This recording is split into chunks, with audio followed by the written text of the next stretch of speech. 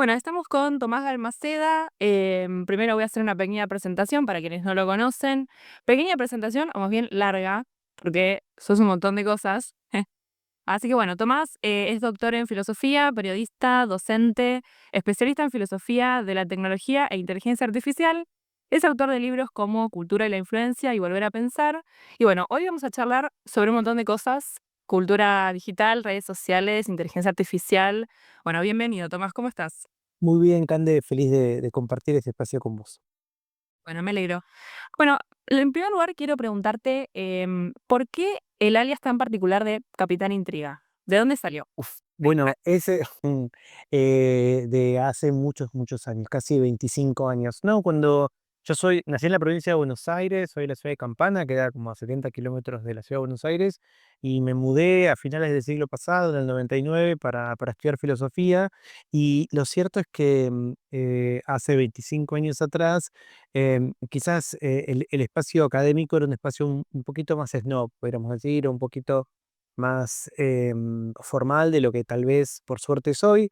Entonces, en paralelo que empecé a estudiar filosofía, bueno, aparecían los primeros estructuras de lo que sería la web 2.0. Uno piensa generalmente que las redes sociales comenzaron en 2006, 2007. Yo ya un poquito antes estaba presente. Soy nerd desde que soy chico y estaba en internet en la época de los BBS, en el 96. Fue mi primer ingreso a internet antes de la web. Entonces, cuando empieza a generarse toda la movida de lo que llamaban los blogs, que eran espacios para escribir y contar, no había smartphones, no había internet de alta velocidad, te conectabas por teléfono, era dial-up. Bueno, me pareció que estando en un espacio tan serio, formal y estructurado como estudiar filosofía, estar en internet no era muy compatible, así que se me ocurrió pensar como un alter ego para no poner Tomás Balmaceda, así que así le puse Capitán Intriga. No tiene mucho más sentido que ese. Lo cierto es que eso creció. Hace 20 años, nada, ese blog me permitió llegar a un montón de espacios profesionales y también personales, porque conocí a muchos amigos y gente muy querida.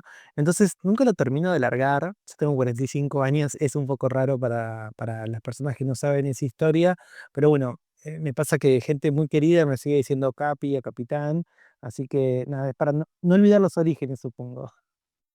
Igual la verdad es que genera intriga. No sé si era la intención, pero uno dice: "Che, ¿por qué Capitán Intriga?". Sí, Así que total, total, está cumple la función. total. Bueno, y vos hablabas un poco de esto de que estabas en los primeros momentos de Internet, em, y viste que, bueno, ahora está, obviamente, vos lo sabrás muy bien, la figura del influencer. ¿Te dirías influencer a vos? Porque hay gente que no le gusta que le digan influencer, a otras sí. ¿Te consideras influencer?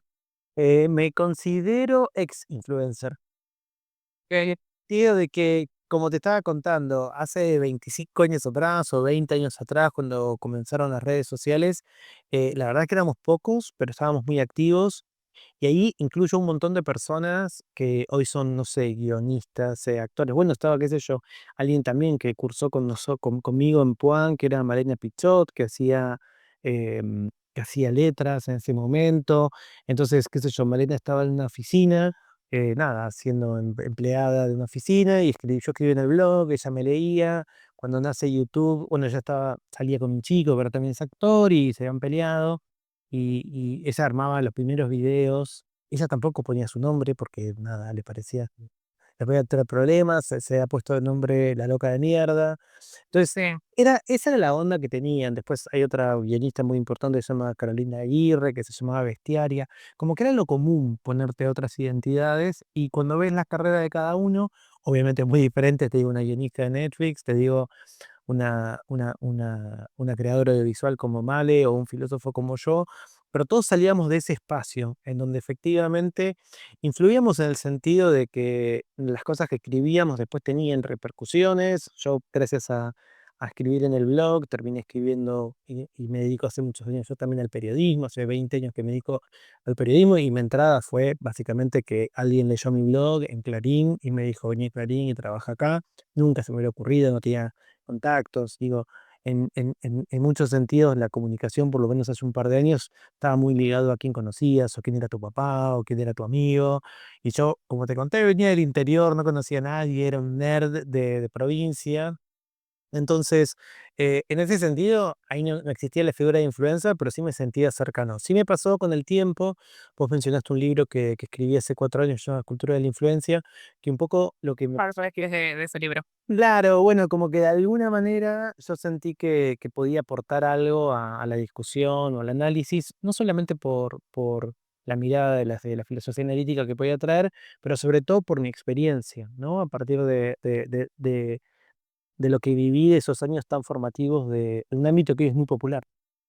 Igual, era más bien como de nicho, o sea, no era como no sé, yo en ese momento era muy chica, pero, la cuestión de los blogs no era lo masivo que es ahora, como es el TikTok, el Fluid. No, para nada. No, no, Cande, vos tenés que pensar que te conectabas una vez al día, era caro conectarte por línea telefónica, todos esperábamos que fuesen después de las 10 de la noche, porque no teníamos plata. A pensar que era post 2001, 2004, 2005, 2006, momentos, digamos, este país siempre está en crisis, pero ahí está específicamente o muy especialmente en crisis.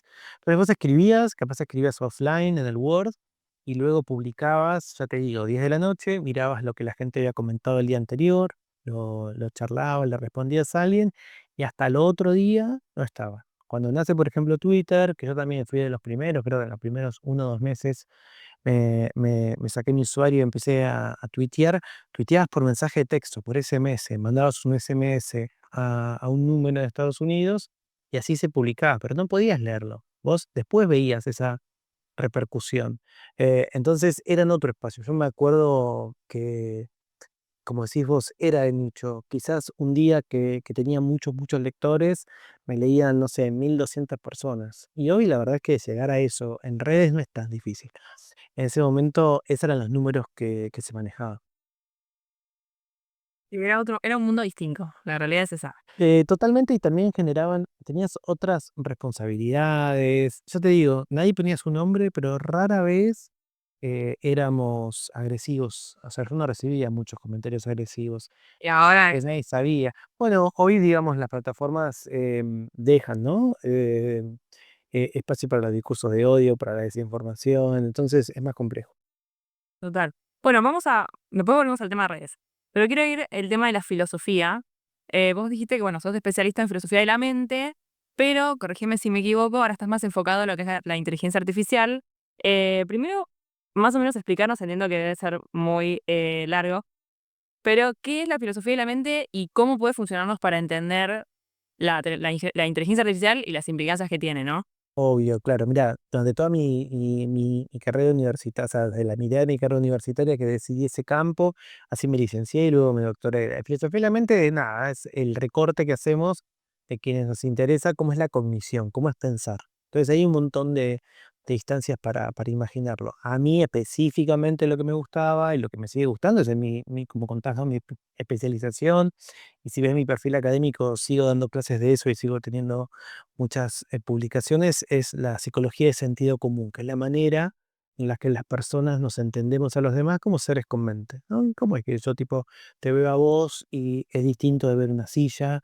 O es diferente, qué sé yo, conversar con una persona que hablarle a un tótem en, no sé, McDonald's para pedir un combo, ¿no? Esas distintas actitudes y en mi caso particular, a mí me interesaba cómo el cuerpo estaba vinculado con eso, que no era algo incorpóreo. Ese era mi núcleo y mi centro de investigación. Y como contaba vos, me dediqué mucho, 15 años a eso. Luego lo que me pasó fue que un poco me cansé, me harté y nada, las cosas que yo quería hacer se las había hecho. Y después de algún traspié probando otras cosas, me di cuenta que esa pregunta acerca de la mente y qué es pensar, lo podía trasladar a la tecnología, que siempre me había traído, siempre era un nerd de la tecnología y escribía sobre tecnología en medios. Así que así llegamos hace 8 años, 7 años con Karina Pedachi, que es otra colega, a pensar sobre, en ese momento se decía machine learning, porque no estaba tan de moda la palabra inteligencia artificial. Porque hace 8 años no estaba, o sea, recién ahora como que el boom fue que 2023, más o menos. Sí, totalmente. Nosotros empezamos antes. Mm. Obviamente no estaba la inteligencia artificial generativa, que es la de moda ahora, pero estaba la inteligencia artificial.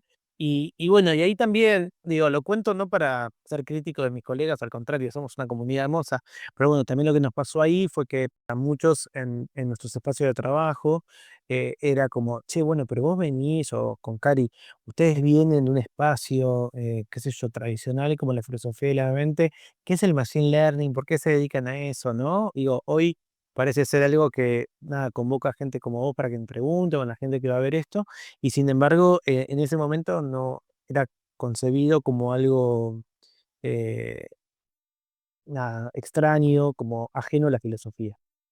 Claro, sí. Fuiste un visionario, podríamos decirlo, porque ahora No, no sé, mira, te digo, a mí me encantaría decir eso, te juro, pero muchas veces sí sé cosas que no.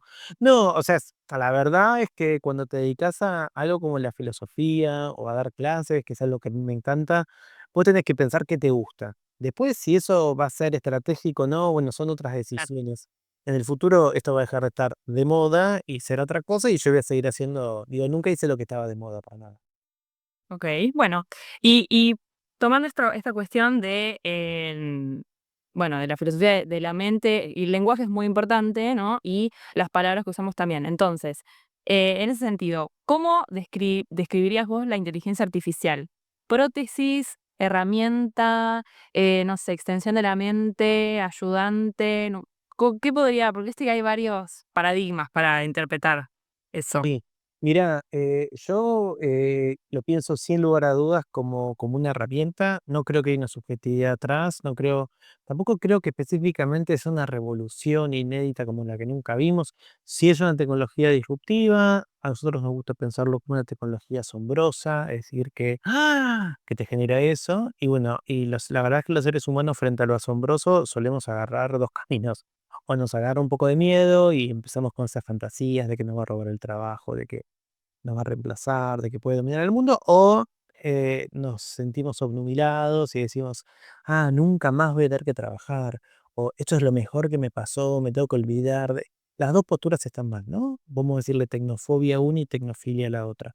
Para mí es justamente una herramienta que tiene nada, sus complejidades, que obviamente tiene una característica muy especial, está transformando la sociedad, lo está haciendo de manera muy rápida, pero no necesariamente uno tiene que pensar que el destino está escrito en piedra y que sí o sí me va a dejar sin trabajo o que sí o sí va a hacer algo positivo o negativo. Por el contrario, creo que lo que tiene es que hacernos justamente convocar a la acción, ¿no? Decir, bueno, ok, ¿cómo puedo yo, desde mi lugar, en la sociedad, ayudar para que esto mejore la sociedad y no la empeore? Sí, es uno es la manera en que lo usamos. Al fin y al cabo, los que estamos atrás de todo esto somos los seres humanos, por ahora, por ahora. Bueno, y después ya, pasando al tema redes y al tema del libro, de la cultura de la influencia que yo leí, que tengo acá y está todo marcado con papelitos, vos ahí, hablás de, bueno, vos y tus otros autores que los voy a mencionar, que son Miriam de Paoli y Juan Marenco, bueno, hablan de, durante todo el libro en realidad, de la cuestión de la desconfianza en, lo que es la política tradicional, los medios tradicionales, la publicidad y demás, ¿no? Y yo cuando leía el libro pensaba, ¿cuándo fue? Me fijé, ¿no? ¿Cuándo fue que publicaron este libro? Dije, bueno, a ver, entiendo que 2022, ¿no? 2022 fue publicado. Y pensaba, bueno, la campaña de nuestro actual presidente fue precisamente eso, ¿no? La cuestión contra la casta y, bueno, la diferencia entre, bueno, no sé, la libertad avanza y la vieja política. Entonces, considerando esto, ¿vos crees que, bueno, decime vos tu opinión, Milei fue durante su campaña o incluso hoy un influencer? Podríamos decir que es un poco influencer porque las redes sociales son muy importantes para él y para su partido, ¿no? Sí, sin duda, sí. Esa es una de mis tesis y la de los chicos también, ¿no? Que tenemos un presidente influencer, como contás vos, ese libro es de 2022, lo escribimos en pandemia, en 2020, y ahí tocamos mucho un caso de un presidente peruano. Lo que pasa es que en Perú, bueno, hay una intermitencia con las presidencias muy compleja, pero bueno, tenemos el caso de un presidente que fue elegido y casi no tenía redes sociales. Ahora está pasando algo similar con el presidente de este momento. Estamos hablando, conversando en octubre de 2025, porque insisto que en Perú cambió un montón, pero bueno, este Estuve presidente, en Perú este año. bueno, La odiaban a la presidenta, la odiaban. Bueno, pero fíjate, cambió, pero fíjate que, por ejemplo, este nuevo presidente tiene redes sociales con muchos, siguiendo muchas cuentas de chicas con poca ropa. Sí, lo vi. Entonces, digo, hay espacios en donde, como en Perú, el caso que tratamos en el libro es un presidente que tenía 400 seguidores, a pesar de que fue elegido presidente, o este presidente que en las redes sociales abiertamente contaba cosas de su intimidad que cualquier asesor le hubiera dicho que es distinto, y lo que pasa en nuestro país, somos países hermanos, y acá, como decís vos, parte de la explicación del fenómeno Milei, parte, no toda, tiene que ver con, bueno, elegirlo el territorio digital, ¿no? Como el territorio de lucha, el territorio de discusión. Pero efectivamente que lo que tenemos es un presidente que entiende muy bien el lenguaje de las redes, que logró adaptarse y llegar a un público que no es todo el público que tiene más público que ese, pero un público que lo comprende. Para mí, la imagen más clara que tuvimos fue hace 2 años atrás, 1 año y medio atrás. Cristina Fernández de Kirchner estaba todavía sin condena, estaba libre y había dado algo que ellos llamaban masterclass, que es como una charla de 1 hora y media con, con gráficos, con visiones, ¿no? Como doctrinal, y estaba puesta en mi casa de fondo, ¿no? Y en ese momento la hija de mi ex tenía 14 15 años, y el otro día estábamos desayunando y dijo, no, Milei le respondió, ¿no? Y digo, ¿y dónde le respondió? Pues en TikTok. Le mostró el TikTok y duraba 29 segundos. Entonces, hay algo ahí de alguien que hace algo llamado masterclass de 1 hora y media, con gráficos, con imágenes para un cierto público, y hay otro público que eso no le parece una pesadilla lo que estoy contando. Claro. Por supuesto, al público que le parece bien una masterclass, un mensaje de 29 segundos no tiene mucho sentido tampoco, ¿no? Qué sé yo, para gente de mi edad yo no empiezo a hablar que 29 segundos. Creo que entonces hay algo ahí. Para nosotros, el influencer finalmente, un poco la tesis del libro, es que es un dispositivo comunicacional, ¿no? Una forma de comunicar, que tiene una lógica que nosotros ya veíamos hace un par de años, que iba derramando en otros espacios, ¿no? Y que eso tiene una larga data. Pero es increíble que de alguna manera surge de las redes y luego y llega a un espacio tan tradicional como la política.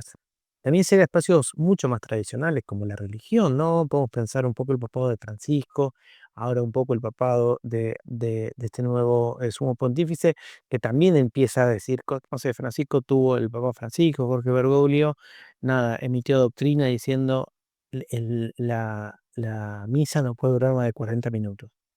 ¿No? Cuando quizás cuando yo era chico duraba 1 hora, 1 hora y cuarto. ¿Eso qué me está hablando? Bueno, me está hablando un poco de la lógica de las redes. Quiero que no vaya el Papa que diga que el sermón tiene que durar 29 segundos, pero que toda la vida, que toda la misa dure 40. Habla un poco acerca de cómo, digamos, esa convivencia con lo digital también va transformando cómo pensamos. De hecho, bueno, o sea, el verdulero de mi barrio quizás tiene TikTok y hace un TikTok mostrando, no sé, un TikTok gracioso para vender más. O sea, todo está medio se empieza a moldear por la lógica de las redes, de la rapidez, de la instantaneidad.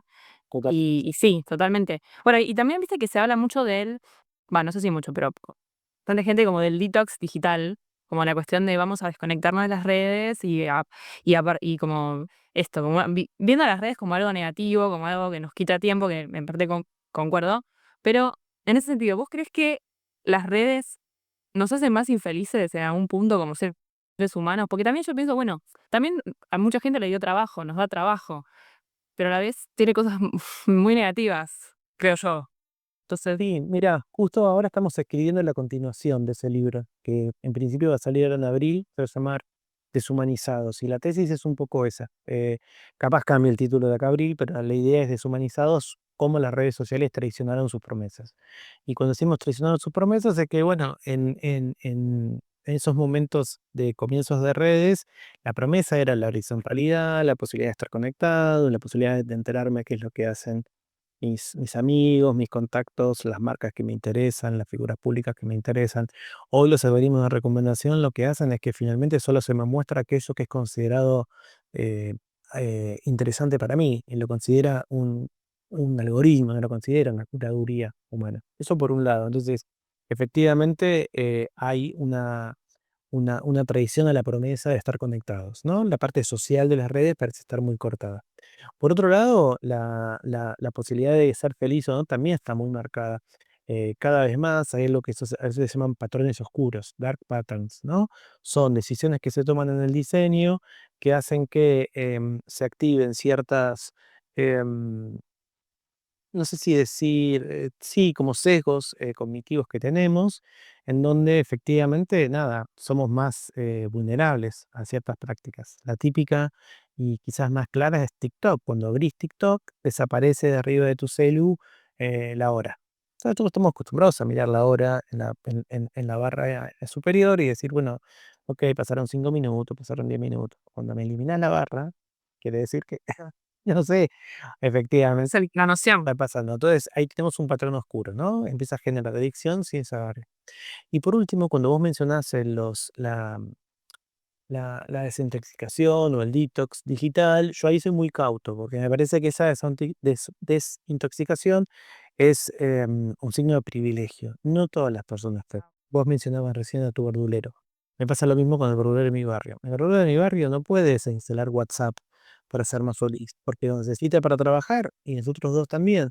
Entonces, muchas veces la narrativa o el discurso del bienestar digital es solo para personas que tienen una cantidad de recursos y de posibilidades de trabajo que no es la común. La mayor parte de las personas que estamos en redes no estrictamente porque nos encanta, nos hace bien, estamos ahí porque lo necesitamos. Sí. ¿Cómo ha cambiado la cuestión del acceso a las tecnologías, ¿no? Ahora desconectarse es un privilegio y antes tener una computadora o incluso un celular era al todo lo contrario, era tener un privilegio. Bueno, y en relación a las nuevas generaciones, vos en un medio que no me acuerdo cuál, hablabas un poco de la cuestión de que la generación más conectada de la historia, que entiendo que es la generación Z del 18, 20 y pico, es la que menos actividad sexual tiene, incluso menos que generaciones más grandes, ¿no? ¿Cómo influyen ahí las redes sociales en eso? O Bueno, sea, es un fenómeno que a mí que no puedo creer, la verdad. sí, sí, se está analizando. Eso, en principio, se está llamando a este fenómeno percepción sexual, ¿no? Por primera vez en todo el mundo. Pero bueno, hay investigaciones en la Argentina, la UADE hizo una investigación dentro de sus estudiantes acerca de, bueno, cómo efectivamente las personas en ocasiones mantienen menos de 3 relaciones sexuales, los jóvenes que estudian, menos de 3 relaciones sexuales por mes con otras personas, cuando en general ese es el promedio de los de más de 65. Es decir, que lo que tenemos es que los jóvenes están teniendo igual o menor cantidad de sexo que las personas de más de 65 años. Y obviamente, bueno, ahí se reconfigura la manera en la que se relacionan. Y múltiples factores. Es muy difícil de pensar solamente uno. También se está atrasando mucho o adelantando, o sí atrasando, o sea, acá es más lento la iniciación sexual, que por supuesto es complejo pensar en qué momento hay una iniciación sexual, pero uno en general piensa en una penetración, pero donde lo podemos pensar en otros espacios de intimidad, y eso también, ¿no? Está surgiendo cerca de los 24 años, cuando antes era un número mucho más cercano. Pues ahí hay muchos temas. Obviamente los vínculos entre las personas jóvenes están nada, también en transformación, después de momentos en donde quizás había más asimetría entre hombres y mujeres y los hombres ejercían mayor violencia. Entonces eso de alguna manera, nada, transformó la manera en que las mujeres se relacionan, pero también los hombres en los que se relacionan y cómo se entienden. Después también la posibilidad de cómo son esos contactos, ¿no? Eh, táctiles, visuales, olfativos, nada, es muy distinto cuando tu sociabilidad está cruzada por una pantalla que cuando uno no lo está. Y luego también, bueno, lo que sucede con entender qué tipo de vínculos yo puedo tener cuando las reglas no son tan claras. Cuando yo era chico, las reglas con las que estaban a la hora de tener relaciones sexuales eran muy claras, involucraban un compromiso. Eso no siempre era feliz y no siempre era necesariamente lo que uno quería, pero ahora que no está esa regla tan clara, construirla también es compleja. Claro. Sí, y también es la cuestión de lo que muchos llaman la mercantilización de los perfiles, ¿viste? Bueno, esta cuestión de, bueno, entrar a Tinder y tener múltiples opciones. Y mismo lo que pasa con la información, que ustedes hablan en el libro, como hay demasiada información y no me puedo quedar con todos, ¿no? Entonces, sí, esta cuestión de la mercantilización del amor, no sé, del sexual. Bueno, después, llevándote al lado más de la docencia, ¿cómo te llevas vos con la presencia de la inteligencia artificial o también las redes sociales o más bien el celular, la distracción del celular en el aula, en los trabajos prácticos, por ejemplo? Viste que hay docentes que son pro inteligencia artificial y algunos que no. ¿Cómo lo llevas vos eso como docente? Sí, para mí está presente dentro de mi aula, no lo puedo negar, no me parece justo negarlo. Creo que ese es el cuarto semestre que lo tengo dentro del aula como un alumno más, una alumna más. Y bueno, trato de acompañar ese uso sin haber todavía herramientas claras ni reglas claras. Obviamente para algunas cosas va a haber respuestas rápidas y verosímiles, pero no necesariamente verdaderas y no necesariamente van a ser conocimiento. Yo trato de problematizarlo, encontrar espacios para que dentro del aula se pueda discutir eso y hablar eso. Pero hablar solamente de los estudiantes es ver una parte de la película.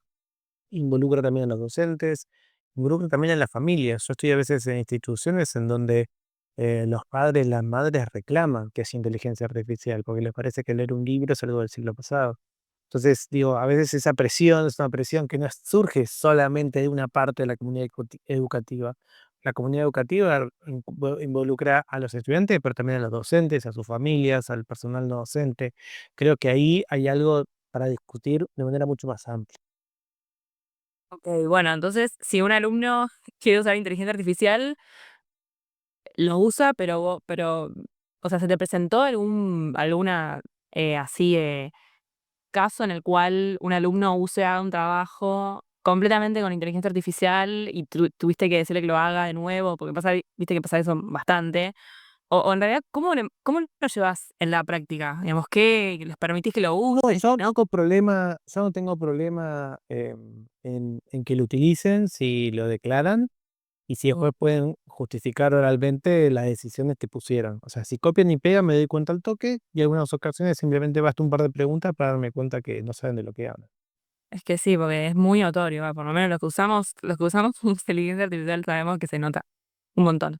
Si alguien quiere empezar a entender la inteligencia artificial y cómo funciona, ¿hay algún autor, algún libro o algo que nos puedas recomendar como para empezar a entrar en ese mundo, en las discusiones de hoy? ¿A quién nos Y mira, recomendarías? hay un libro argentino, bueno, soy parte interesada porque es un libro donde yo participo, pero más allá de mi artículo, hay un libro que es de descarga gratuita de El Gato y la Caja, que es una organización que se dedica a la divulgación del conocimiento científico, que se llama OK Pandora, lo pueden encontrar googleando, o sea, en la página web del Gato y la Caja, y si no pueden comprarse el libro en físico, que es muy bonito, y creo que esa es una buena puerta de entrada. Somos varios intelectuales que pensamos acerca de eso y que generamos contenido y discusiones tanto para el que sabe un poquito como para el que no sabe nada. Bueno, buenísimo. Ahí tenemos una puerta de entrada. Y bueno, ya, última pregunta que quiero hacerte, ya llegando al final. En tu biografía de Instagram y también de Twitter tenés filosofía, comunicación y cultura pop. Y en el libro, en un momento, ustedes hablan de la cuestión de que la fama tradicional no es que se termina, pero las celebridades así famosos como conocíamos antes, que siguen existiendo, se codean con los influencers digitales, ¿no? Entonces, teniendo en cuenta estas dos cosas, ¿cómo es tu relación con el fenómeno de la cultura pop Ricardo Ford? Quiero saber cómo es eso. Bueno, cuando era popular mi blog, hace 20 años, me contaron la historia del hijo de un millonario que viajaba a Miami, que se transformaba y que había vuelto muy musculoso y qué sé yo, así que yo empecé a contar cosas de Ricardo Ford como contaba cosas de la noche gay de los 80 y los 90 que no conocía. Ricardo Ford de alguna manera lo lee y empieza a escribirme para dar su visión, yo la voy publicando y tenemos como un intercambio por correo electrónico. Luego festejé un cumpleaños, me dice, ¿querés venir? Yo fui con un amigo, el cumpleaños era una locura, con todo chocolate, con todas personas, total. Y cuenta la leyenda, nunca se lo pregunté, pero cuenta la leyenda que así lo leyó quien era la mujer de ese momento, Alejandro Fantino. Y Alejandro Fantino lo invita a su programa y bueno, el resto es historia. Al fin le tuve buena onda. Obviamente cuando se hizo muy famoso ya no me da tanta pelota y bueno, cada uno hizo su recorrido, pero sí me pasó que toda esa información y todo ese mundo que a mí me parecía súper atractivo de eso, de una persona que era muy ahora cambió mucho el mundo, pero en ese momento era muy disruptivo alguien que se jactaba mucho de ser millonario sin haber laburado. Hoy con los tecnobros y criptobros no es tan común, no es tan raro, pero en ese momento era muy común, era muy raro. Y bueno, así que tuve la suerte después en pandemia, cuando Disney hace el documental que me contrata, así que tuve la oportunidad de trabajar con Disney ahí y bueno, y me tocó a mí, además de contar esa parte de la historia, participé mucho del segundo capítulo del documental, que habla un poco acerca de su sexualidad, eso me encantó y pude trabajar mucho con Marta y Felipe, que eran sus hijos, son sus hijos, que pegamos buena onda, y también con Eduardo, que luego, nada, también fue falleciendo, pero nada, como de las cosas raras de la vida que terminé trabajando con Disney para esos planes. Y también vi que organizaste una fiesta, pues, Le festejé los 50 años, sí. Sí, porque nada, me vacinaba lo que Ricardo hubiera querido, así que le hice los 50 años, sí. bueno. Bueno, ¿cómo la pasaste, Tomás? Súper bien, súper bien. Me gusta que preparaste mucho las preguntas, sabías de qué preguntarme. Ya es muy importante. Bueno, me alegro mucho. Bueno, fue un placer hablar con vos. Espero que podamos volver a encontrarnos para seguir hablando de estas cosas de inteligencia artificial. No sabemos si en un par de años nos va a gobernar una IA. En ese caso te vamos a necesitar. Así que bueno, te agradezco muchísimo, de verdad. Y bueno, nos encontraremos próximamente. Muchas gracias. Gracias.